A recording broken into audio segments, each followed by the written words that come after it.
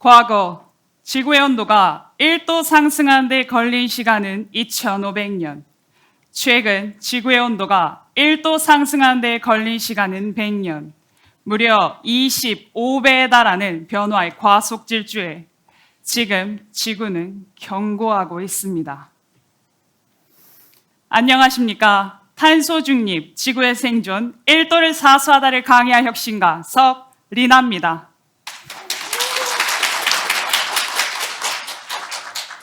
지난 시간 학습 내용은 산업화를 시작으로 지금까지 대기 중에 증가한 이산화탄소의 양은 0.01%. 이를 쉽게 말하면 1초에 무려 5개의 원자폭탄이 터지는 것을 말합니다. 하루로 계산하면 자그마치 40만 개에 이른다는 것을 확인했죠. 이렇게 대혼란 속에 등장한 탄소 중립, 모두가 중요하다고 말하지만 과연 누가 실천하고 있는가? 오늘 그 실체를 공직자 여러분과 함께 3가지의 키워드 No, Yes, Right 파헤쳐 보도록 하겠습니다. 사진 한 장을 보며 어떤 상황일지 무엇일지 함께 상상해 볼까요? 개미. 네, 벌레. 다양한 것들이 쏟아져 나오고 있는데요. 혹시나 이 중에는 이 무수히 많아 보이는 것들의 개수가 몇 개인지 세고 계시는 분도 있으셨을 것 같습니다. 도저히 작아서 알 수가 없으니 조금 더 가까이 가보도록 하죠. 와, 전혀 예상치 못한 바다코끼리였네요. 이는 미국 뉴스 채널 CNN에 크게 보도된 사진입니다. 알래스카 해변에 자그마치 3만 5천 마리의 바다코끼리가 떼를 지어 몰려들어 지금은 이렇게 낮잠까지 자고 있는 상황이죠. 우리가 이걸 해변에서 직접 봤더라면 일생에 단 한 번도 보기 어려웠을 순간이니 기록으로 남겨둬야지 하고 찍으려고 하셨겠죠. 그러나 이 사진은 슬픈 진실이 담겨 있습니다. 지구온난화로 인해 수온이 상승하고 그 수온의 상승으로 인해 유빙이 대건호가 사라지면서 이 쉼터였던 바다코끼리의 이 유빙은 대건호가 살아 없어져 갈 곳을 잃고 말게 되죠. 그래서 이 바다코끼리들은 해변으로까지 거슬러 올라오게 된 극한의 상황이었습니다. 원인을 알고 난 지금 불과 몇 초 전 그 느낌 그대로 느끼고 계시는 분 있으십니까? 바다코끼리의 현실과 나의 현실이 그리고 우리 가족의 현실이 무관하다라고 생각하시는 분 있으십니까? 지금도 매 초마다 지구는 여전히 뜨거워지고 있습니다. 빙하가 녹아내린 다음 무엇이 녹아내리게 될까요? No heat! 더 이상 지구가 뜨거워져서는 안 됩니다. 지금 이 당장 상황을 멈추게 할 수 있는 브레이크, 시간을 멈추게 할 수 있을 것인가? 불가능하죠. 방법을 다르게 하고 상황을 다르게 함으로써 멈추게 할 수 없는 이 시간을 활용해 결국 내일이라는 것을 변화시킬 수 있는 것, 바로 그것이 탄소 중립이라는 브레이크입니다.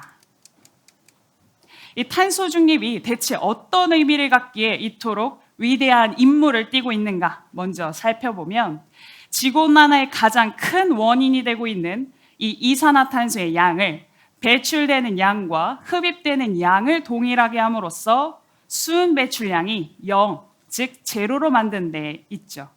무게를 달아보면 배출의 무게와 흡입의 무게가 동일해서 저울상 균형을 이룬다는 것이 핵심입니다. 사실 설명을 들으면 머리로는 충분히 이해가 가지만 사실 피부로 느껴질 만큼 와 닿으시나요? 아니요. 네, 그래서 오늘요 간단한 실습을 통해 보다 더 생생하고 쉽게 이해를 돕도록 하겠습니다.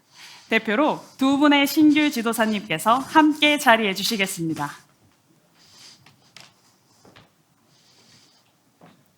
각 지도사님 앞에는 한 장의 수건과 한 잔의 물이 놓여져 있습니다.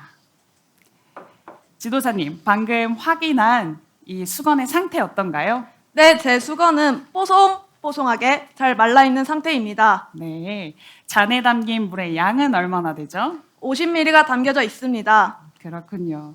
그럼 지도사님께서 확인한 수건의 상태는요? 제 수건은 축축하게 젖어 있습니다. 잔에 담긴 물의 양은 얼마나 되죠? 동일하게 50ml가 담겨 있습니다. 네.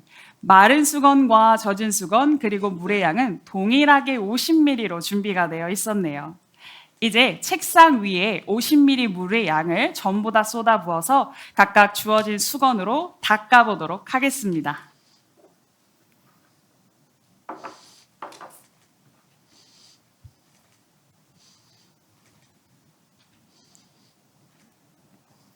꼼꼼하게 실습에 임해 주셨는데요. 지도사님, 방금 닦아낸 책상 위의 상태는 어떤가요? 네, 제 책상은 한 방울도 남김없이 깨끗하게 잘 닦였습니다. 깨끗하게 닦여진 이유, 뭐라고 생각하시죠? 제 수건은 부은 물을 다 닦을 수 있을 만큼 뽀송뽀송하게 잘 말라 있었기 때문입니다. 수건의 상태 덕분이라는 말씀이시군요. 그럼 지도사님께서 닦아낸 책상 위의 상태는 어떤가요?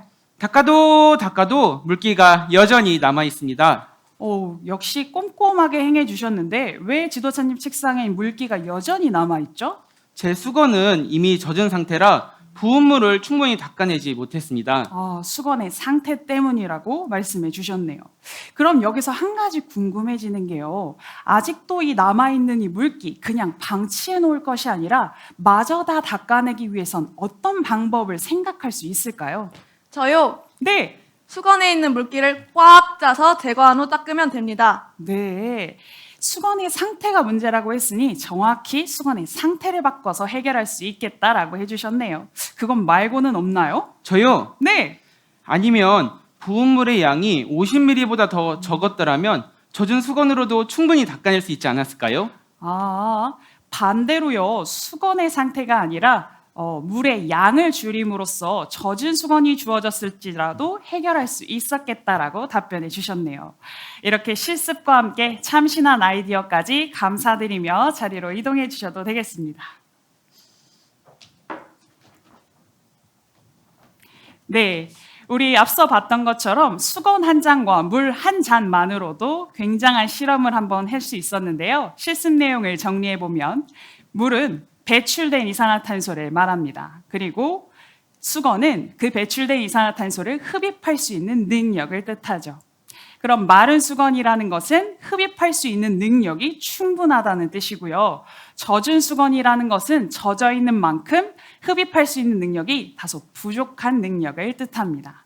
우리 지도사님께서 마른 수건으로 깨끗하게 닦았다는 것은 배출된 이산화탄소의 양과 흡입한 이산화탄소의 양이 동일하여 물이 한 방울도 남김없이 닦이는 이런 균형의 상태를 이루었다는 뜻이고요. 우리 지도사님께서 젖은 수건으로 미처 다 닦지 못하게 닦았다는 것은 배출된 이산화탄소와 흡입된 이 이산화탄소의 양이 다름으로써 물기가 남아있게 되는 이런 불균형한 상태가 되는 거죠. 그리고 새로운 아이디어도 주셨습니다. 물기가 여전히 남아있는 것 방치하지 않고요. 즉 이산화탄소가 배출된 것이 아직도 남아있을 때 어떻게 해결할 수 있을 것인가? 수건의 상태를 꼭 짜내면서 흡입의 능력을 키웠다는 뜻이고, 반대로 물의 양을 줄였다는 것은 흡입의 양이 다소 부족하더라도 그 양을 동일하게 만들므로써 결국 순 배출량 0, 제로로 만들어내는 균형을 이루는 것이죠. 이렇게요, 탄소 중립이란 배출의 양과 흡입의 양, 이 동일하게 만들어내는 yes, balance, 균형을 이루는 것이 핵심이었습니다. 우리 이 탄소 중립이 2015년 프랑스 파리 협약을 통해 처음으로 거론이 됩니다. 이때 당시에 우리의 지구온도 상승폭을 산업화 이전 대비 약 2도로 제한하자라는 내용이었죠. 그러나 지구의 온도는요, 더 급속도로 빨라졌고 기후의 위기는 더 심각해져만 갔습니다. 따라서 불과 3년 만인 2018년, 그것도 대한민국 인천에서 2050 탄소 중립 선언이 이루어지죠. 이때의 내용은 앞서 2도였던 것을 0.5도만 낮춘 1.5도로 그 온도를 제한하자라는 내용이었는데요. 사실 195개국이 모여서 약속한 그 2도라는 것을 0.5도 낮추어서 모든 약속을 전면 뒤엎을 만큼 0.5도라는 숫자가 굉장히 크게 와 닿으시나요? 네, 굉장히 작게 느껴질 수밖에 없는데요. 지구의 온도 0.5도는 상당히 치명적인 숫자가 됩니다. 지금으로부터 기준으로요, 우리의 생명체가 35%가량 멸종의 위기에 처하면서 나머지 65%도 내일이라는 것을 보장받을 수 없게 되죠. 또한 지금 가뭄과 홍수 그리고 폭염과 한파와 같은 이런 극심한 기후의 현상들이 약 신체가 느끼기에 열흘간 지속되는 것 같은 에너지를 받지만 그때 당시에는 2, 3배 더 증가하면서 25일간 지속된다는 영향을 갖습니다. 이렇게 되면 인류가 약 한 달가량을 이런 극심한 고통 속에 보내야 한다는 건 사실 상상하기 어려운 일이죠.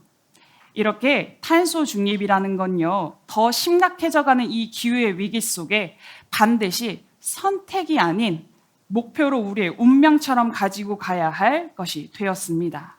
그래서 2018년 바로 2050 탄소 중립 선언을 이루게 됐는데요. 이 내용을 들으시다 보면 탄소 중립 앞에 왜 갑자기 2050이 붙었는지 숫자가 궁금하셨을 거라고 생각합니다. 그 궁금증을 풀기 이전에 한 가지, 운전을 하기 위해서 자동차의 시동을 부릉 켜고 출발을 하죠. 그럼 그 자동차가 일정 구간 안에서는요, 천천히 제 속도를 유지하며 달립니다. 그러다가 갑자기 자동차에 이 힘이 붙게 되는 순간부터 더 빠른 속도를 올리면서 나아갈 수 있죠. 이때 혹시나 이 자동차에 붙는 이 힘이 무엇인지 아시는 분 계십니까? 네, 가속력. 이렇게 많은 분들이 외쳐주실 줄 몰랐는데요. 바로 가속력입니다. 과학자들의 말합니다. 지구의 온도는 바로 이 자동차의 속도와 같다. 자동차의 속도도 앞서 말씀드린 대로 일정한 구간 안에선 천천히 서행하면서 달리다가 가속력이 붙는 시점부터는 빠른 속도를 올리며 나아가는 것을 볼 수가 있죠. 이 지구의 온도도요, 가속력이 붙는 기점인 2도 이전에는 스스로 온도를 올리기도 하지만 내려가기도 하면서 스스로 온도를 유지하는 회복력을 갖습니다. 그러나 이 2도를 초과하는 순간부터 더 이상 내려가는 온도의 성질은 버려두고 올라가기만 하면서 급속도로 지구의 온도는 어디까지 오를지 예측도 상상도 할 수 없게 되죠. 이렇게 가속력이 붙어버리기 전, 회복력을 상실해 버리기 전, 그것이 이 탄소 중립이 반드시 이루어져야 할 최후 보루의 시점 2050, 2050년이 되는 것입니다. 이러한 흡입과 배출 양쪽을 다 신경 써야 되는 이 탄소 중립이요, 어찌 보면 되게 복잡하게 생각돼서 혹시 우리 이 지구상에 0도, 0% 우리 이산화탄소가 아무것도 없는 시기는 없었을까 하고 제가 궁금해서 한번 찾아봤는데요. 우리 지구에 그런 시기가 있었더라고요. 바로 그 시기는 빙하기였습니다. 우리가 알고 있는 그 흔한 빙하기가 아니라 평균 기온만 영하 19도에 이르는 생명체는 단 하나도 생존할 수 없었던 상황이죠. 그렇다는 것은요, 이산화탄소가 0% 아예 없어지는 것이 중요한 게 아니라 반드시 함께 지키며 나아가야 할 소중한 존재가 된다는 뜻입니다. 우리 이 이산화탄소로 이 탄소 중립을 위해서 0%가 아닌 배출과 흡입, 균형을 이루면서 나아가야 한다는 것을 머리에 지니면서 이 바닷물로 빙하를 만들어내기는 매우 어렵습니다. 또한 이 구멍난 오존층을요, 우리의 몸으로 아무리 막으려고 할 수가 없죠. 멸종한 생물은 결국 우리의 손으로 지금 당장 부활시킬 능력 또한 없습니다. 그러나 공직자 여러분, 여러분들 해낼 수 있습니다.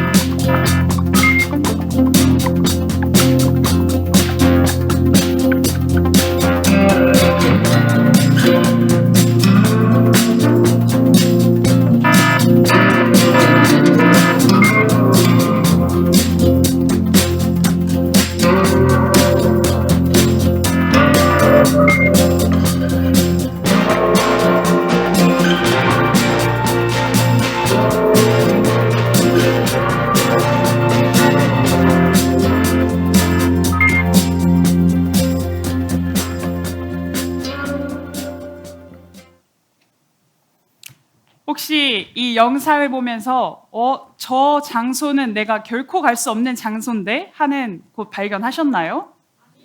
네. 혹시 이 행동은 내가 어려워서 너무 따라할 수가 없어 라고 생각하는 것 있으셨어요? 네. 이렇게 일상적인 것들로만 구성이 되어 있는 걸 보셨는데요. 바로 우리의 이 가장 평범한 일상이요. 우리의 가장 소중한 일상을 지켜내는 것. 바로 이것이 우리의 탄소 중립이 되는 것입니다. 근데 탄소 중립이 과거의 2018년 그리고 2050 탄소 중립 선언을 통해서 과거에 그치면 되는 것으로 끝나느냐? 그럴 수 없죠. 과거에 끝나면 안 되는 것이었습니다. 또한 2050, 2050년도까지 그냥 미루다가 끝나면 되는 것이냐?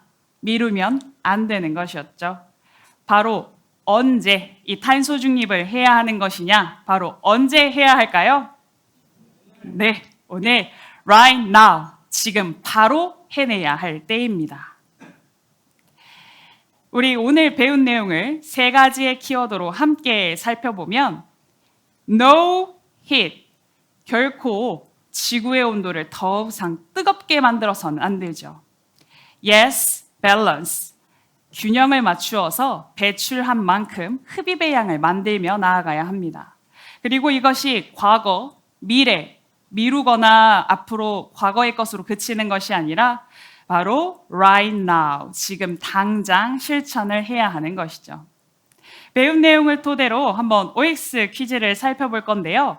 내용이 맞다 생각하시면 O, 그 다음 내용이 틀리다라고 생각하시면 X라고 표시해 주시면 되겠습니다. 문제를 살펴볼 건데요. 이 지구의 상승 온도폭 약 2도까지는 인류에게 영향이 미치는 것은 없다. O일까요? X일까요? 네, 전원 이렇게 X로 표현을 해주셨는데요. 정답입니다. 우리 앞서 말씀드렸듯이 2도도 아니고요. 바로 0.5도만 낮춘 그 수치만으로도 인류가 들었다 놨다 굉장히 치명적이라는 것을 배웠었죠. 이러한 내용을 토대로 다음 시간에는 탄소 중립에 대한 정부의 정책과 우리 10대 과제에 대해서 No, Yes, Right 이 세 가지의 키워드로 더 면밀하게 살펴보는 시간을 갖도록 하겠습니다. 우리 right이라는 뜻은요, 주저하지 말고 바로라는 뜻을 갖습니다. 그리고 한 가지 뜻이 더 있죠. 옳은이라는 뜻을 갖습니다.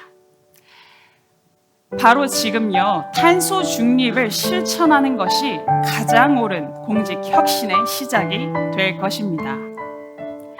이상으로 탄소 중립, 지구의 생존, 1도를 사수하다를 강의한 혁신가 석리나였습니다.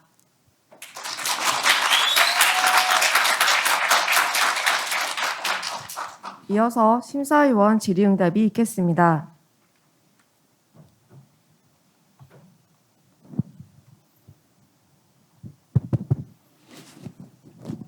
네, 강의 잘 들었습니다. 상당히 재미있는 내용이었고요. 그리고 전달 능력이 굉장히 좋으신 것 같습니다. 한 가지 궁금한 점은 공직자들의 생활 속의 탄소 중립 실천하는 거를 마지막에 보여주셨는데 신규 공직자들이 탄소 중립의 정책 기획이라든지 아니면 그것을 제도화할 수 있는 방향성 이런 부분들은 이후 강의로 진행이 되는 건가요? 아니면 여기서 그냥 방향만 제시하고 마무리가 되는 건가요? 그게 좀 궁금했습니다. 네. 질문 감사드립니다. 일단 저희들 이 앞서 보여드린 영상에서는 굉장히 일반적인 탄소 중립의 실천 사례를 들었고요. 이것을 통해서 우리 신규 지도자 여러분들이 조금 더 친근하게 탄소 중립이 그저 문서화로만 되어 있지 않은 것으로 먼저 받아들인 다음에 저희들이 10대 과제와 같은 정부 정책을 점점점 접하면서 그 이후에 자기의 그 실질적인 업무와 조금 더 접목할 수 있는 부분으로 탄소 중립을 조금 더 세분화하려고 하는 예정이 있었습니다. 네, 제가 이어서 그러면 질문 드리겠습니다. 지금 보면 이제 신규 공직자 3년 미만인데 나이가 20에서 39세로 사실 분포가 조금 넓습니다. 그러면 이제 학습 동기를 유발하거나 이 학습자의 특성에 따라서 사실 교수 기법이 다양해져야 되고 거기 특성에 맞게끔 제공해야 되는데 그러면 어떤 특성을 중심으로 지금 이 교수 학습 기법을 선택하셨는지 말씀해 주실 수 있을까요?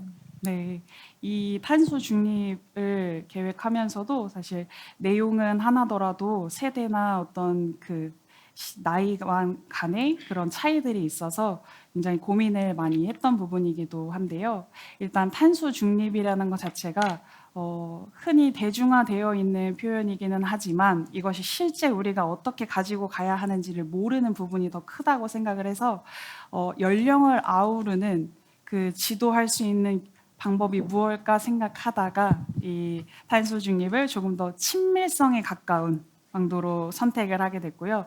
그 부분이 앞서 얘기했던 어떤 구체적인 우리의 업무와 조금 더 깊이 타고들 앞으로의 그 교육들을 앞에 두고 그때에 다시 뭐 연령과 그리고 갖고 있는 업무 그때의 세분화되는 것들을 통해서 그분들의 설문조사나 의견을 조금 더 수렴해서 지금 학습 동기가 이루어지지 않았던 부분이라든지 조금 더 끌어낼 수 있는 부분을 조금 더 확대시키려고 하는 계획을 갖고 있었습니다.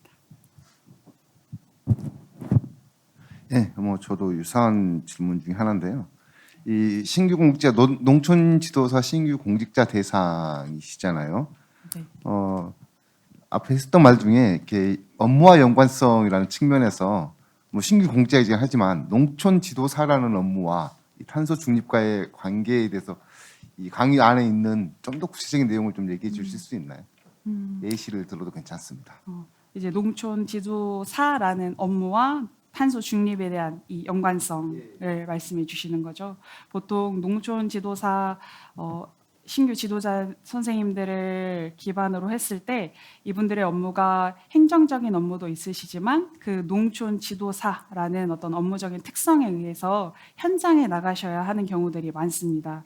그 현장에서 탄소 중립을 실제 이렇게 사무실 안에서의 실내에서 이루어지는 탄소 중립이 아니라 어떤 작물을 기르신다든가 아니면 무슨 생산 활동을 하실 때에도 이런 탄소 중립이 실제 이루어질 수 있도록 하는 교육을 실제 하고 계십니다. 혹시 그 방금 말씀하신 부분이 네. 현장 생산 그리고 네. 농민들과 관계 이쪽에서 네. 그 부분이 강의 안에 조금이라도 들어 있나요? 혹시 잠깐만 소개를 네, 맞습니다. 잠깐만 소개를 해주실 수 있나요? 보통 작물 파트로 조금 더 세분화를 시키면 소득 작물과 같은 밭작물이 있고요. 그리고 이런 밭작물 중에서도 여러 가지의 작물 중에서 이 농약이라든가 아니면 비료와 같은 것들을 쓰실 때 엄청나게 과다한 양을 투입해서 지금은 생산 중심으로 이루어지고 있습니다. 근데 그 생산 중심의 것이 아니라 조금 더 질이 높으나 양은 조금 더 줄일 수 있는 방식의 지도법을 사용하신다든가 축산 쪽에서도 굉장히 지금 크게 이슈화되고 있는 이 배설물과 같은 것들도 조금 더 탄소 중립에 가까워질 수 있도록 지금 지도하고 계신 상태입니다.